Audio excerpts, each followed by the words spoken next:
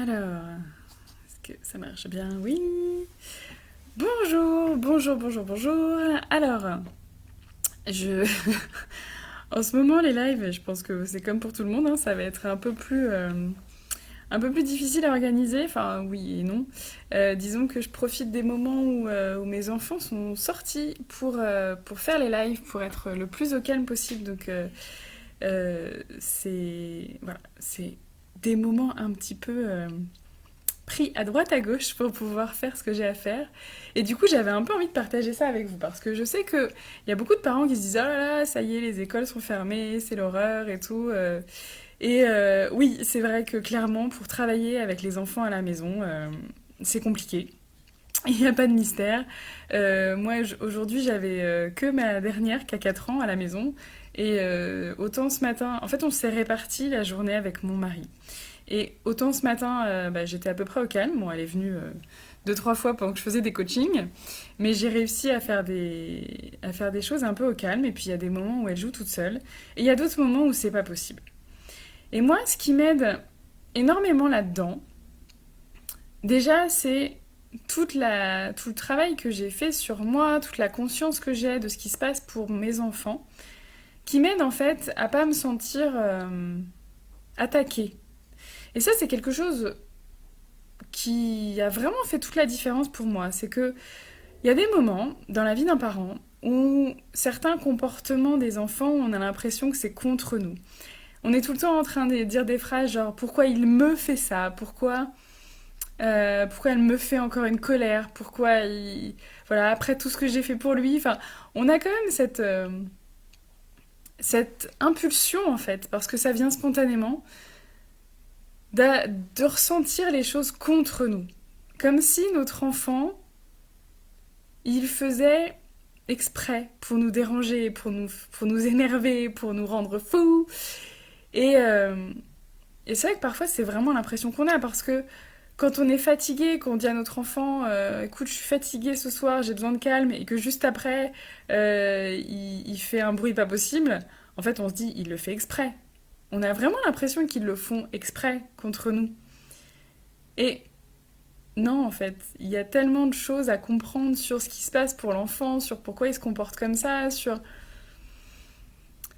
quels besoins il a, en fait. Et moi, ce qui m'aide, euh, déjà, c'est l'organisation avec mon mari, c'est d'avoir réussi à me donner l'autorisation de lui demander de garder les enfants pour que je puisse faire des choses pour moi.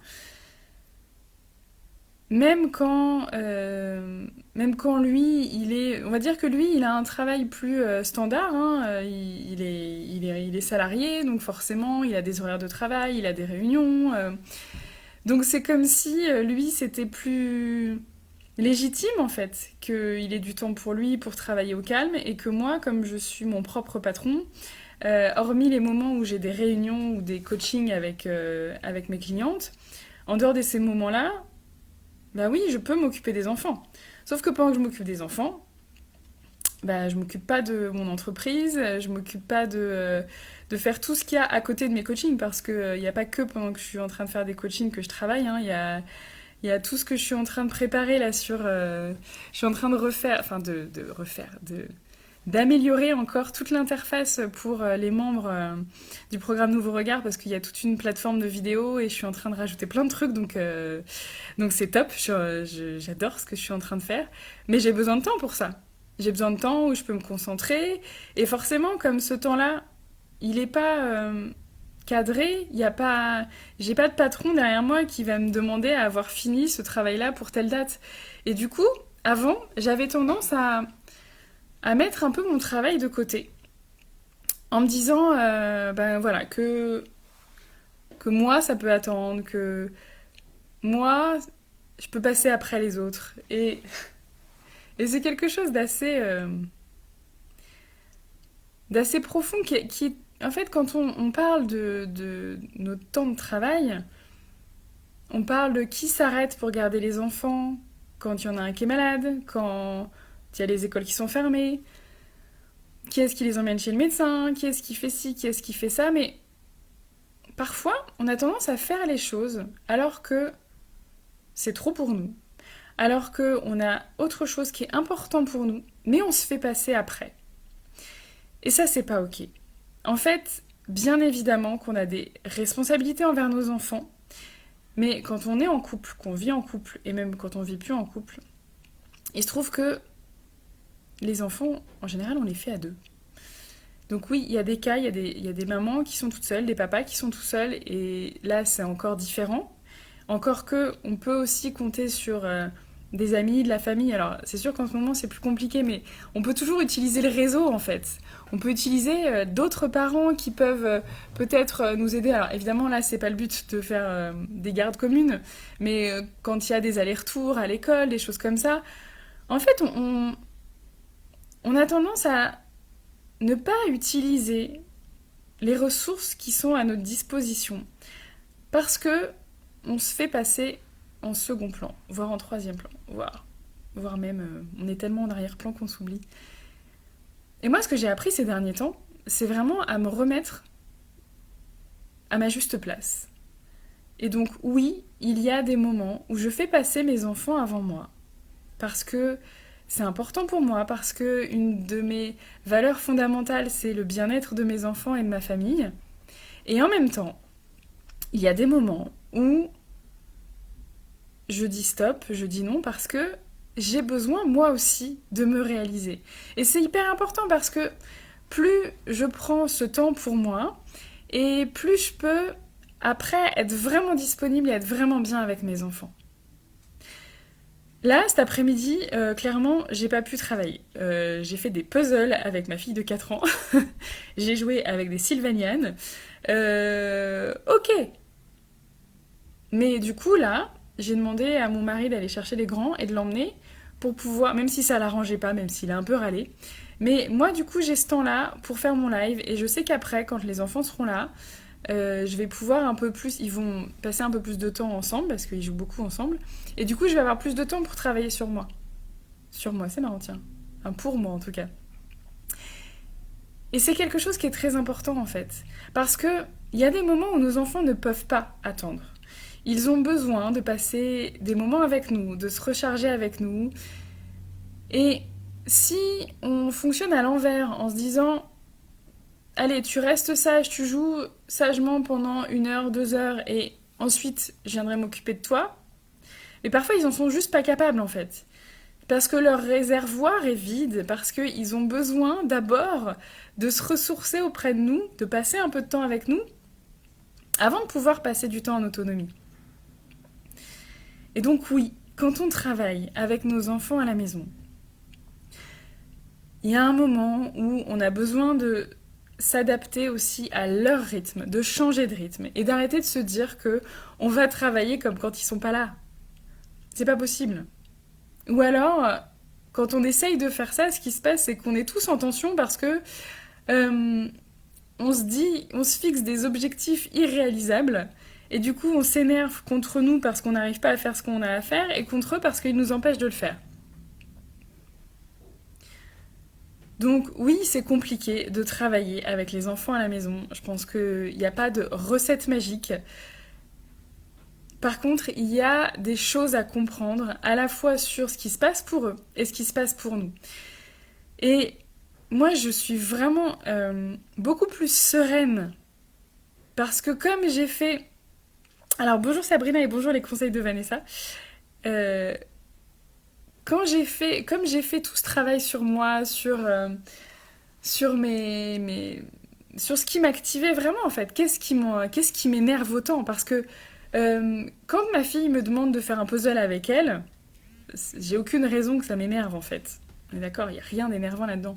Par contre, qu'est-ce qui m'agace? Est-ce que c'est le fait de ne pas pouvoir faire ce que j'avais à faire? Est-ce que c'est le fait que mon mari ne prenne pas le relais? Est-ce que... Enfin, il y a différentes choses en fait. Et je vais aller explorer tout ça, comprendre ce qui se passe, et du coup trouver les bonnes solutions, les bonnes réponses. Merci Sabrina. Parce que tant que je reste sur la superficie, je peux pas travailler parce que j'ai ma fille avec moi, ben j'avance pas. Parce que je reste en tension, je reste dans la frustration et je suis pas dans la recherche de solutions efficaces.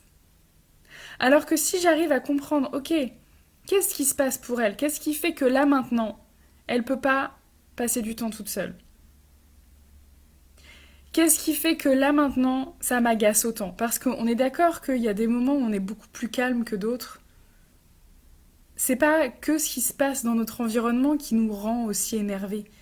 C'est tout ce qui s'est passé avant, tout ce qu'on a à faire. Est-ce qu'on a des projets Peut-être que parfois on s'énerve juste parce que en fait notre patron il nous demande de faire des trucs qui sont irréalisables dans les conditions actuelles, tout simplement. Et qu'en fait c'est pas contre notre enfant qu'on en a. En fait, on est en colère contre notre patron qui nous en demande trop et qui sait bien qu'on a les enfants à la maison et que c'est pas possible. Donc comment je vais prendre soin de cette émotion, de ce besoin-là, pour justement ne pas le reporter, ne pas le mettre comme obstacle dans la relation avec mon enfant. Et vraiment, tout ce chemin que j'ai fait ces dernières années, tout ce chemin tout cet accompagnement que j'ai, toutes ces clés que j'ai fournies aux clientes que j'ai accompagnées, c'est ça qui fait qu'on peut vivre les choses avec beaucoup plus de sérénité et que on va avoir vraiment un nouveau regard sur la situation, une nouvelle façon de voir les choses, de voir ces moments et de trouver justement les bonnes solutions, celles qui vont nous correspondre déjà, et à notre famille, à moi, à mon enfant, et celles qui vont vraiment être efficaces, parce que je peux pas vous donner une chose. La dernière fois, on a fait une conférence avec ma collègue Aurore, mon associée Aurore. On a fait une conférence pour Dior. Et dans cette conférence, on parlait de plusieurs outils, en fait, justement, pour gérer nos activités entre l'activité personnelle de parents et l'activité professionnelle. Et on a plein d'outils, en fait. Il y a plein d'outils qui peuvent aider, qui peuvent donner des repères, par exemple pour le temps. On peut utiliser un timer, on peut utiliser des visuels pour que nos enfants ils arrivent à mieux se repérer, à comprendre les moments où ils peuvent venir nous voir et les moments où il vaut mieux pas. Et en même temps, il y a aussi tellement d'autres choses à comprendre avant d'utiliser des outils. Parce que si on utilise ces outils sans avoir compris ce qui se passe pour nous et pour notre enfant, ben on risque de choisir les mauvais, on risque d'avoir l'impression que ça marche pas et d'être hyper frustré. Je crois qu'il y a mes enfants qui arrivent. Donc ça peut faire du bruit, je préviens. Mais voilà, plus on va comprendre ce qui se passe, et plus ça va nous permettre d'avoir les bonnes réponses, les réponses adaptées, les réponses efficaces. Et ça, c'est d'une manière générale, mais particulièrement en ce moment.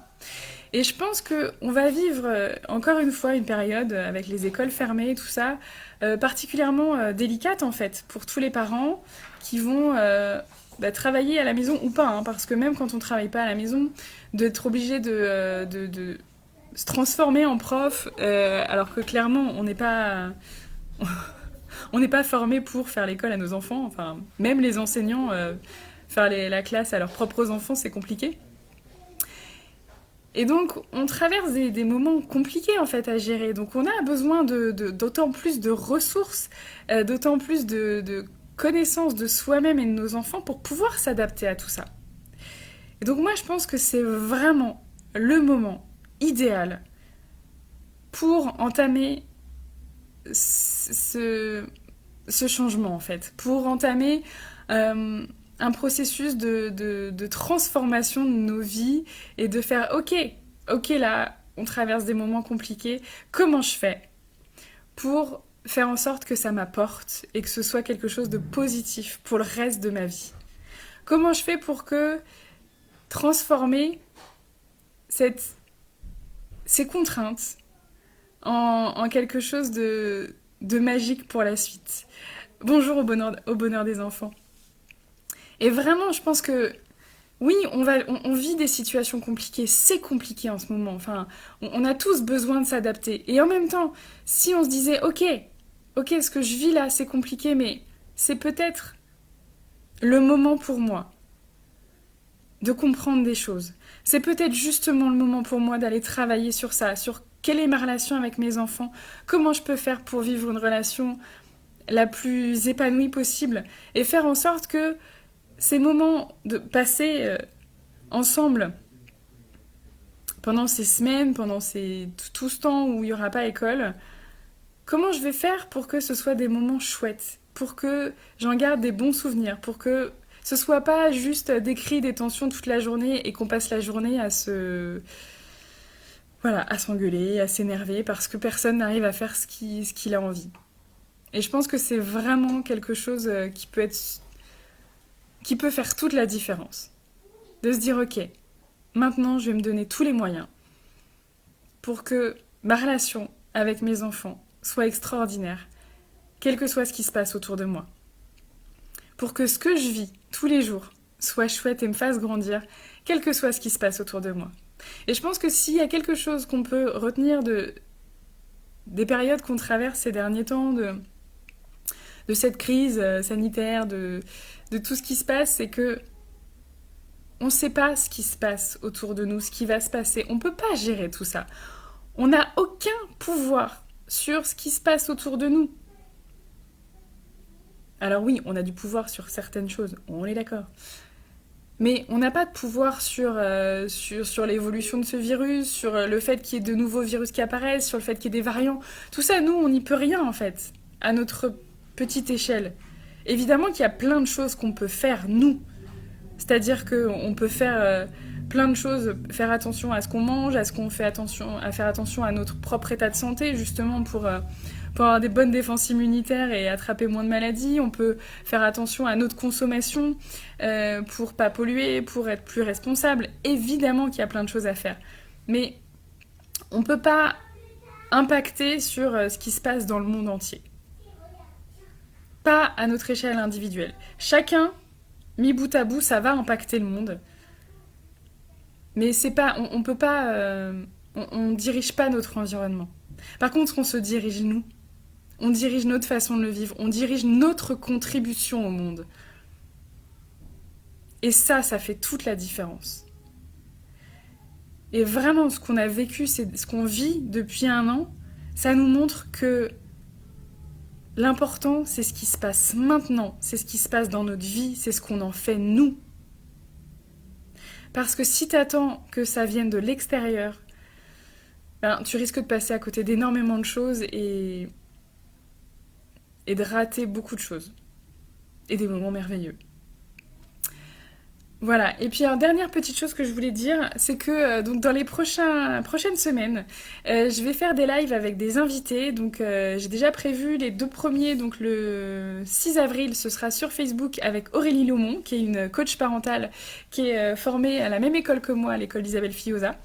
Donc on pourra échanger sur nos différentes approches, ce qu'on fait, comment on voit la parentalité, quels sont nos parcours. Donc ça va être des échanges super chouettes, franchement je vous invite à être là. Et le 13 avril, ce sera avec Virginie, qui est coach en nutrition, qui a été ma coach en nutrition et qui m'a apporté beaucoup. Donc j'avais envie de vous la présenter. Et il y aura d'autres intervenants dans les prochaines semaines. Je suis en train de préparer plusieurs rendez-vous, donc ça va être super chouette. Donc n'hésitez pas à être là, à suivre un peu l'actualité je vous les transmettrai en story, sur mes posts pour que vous sachiez un petit peu, mais n'hésitez pas, vous allez découvrir plein de personnes extraordinaires que c'est des personnes que j'aime, que je considère énormément et je sais que on vit dans un monde extrêmement riche de possibilités et j'avais envie de vous montrer toute cette richesse en fait dans les rencontres qu'on peut avoir et dans les personnes qu'il y a autour de moi et donc autour de vous aussi. Voilà, je vais m'arrêter là pour aujourd'hui. Je vais aller faire un gros bisou à ma grande qui est rentrée de l'école. Et je vous dis à très bientôt pour un prochain live. N'hésitez pas à commenter quand vous verrez en replay, à partager, à en parler autour de vous, à diffuser toutes ces bonnes énergies. Et voilà, je vous embrasse et je vous dis à bientôt. Ciao.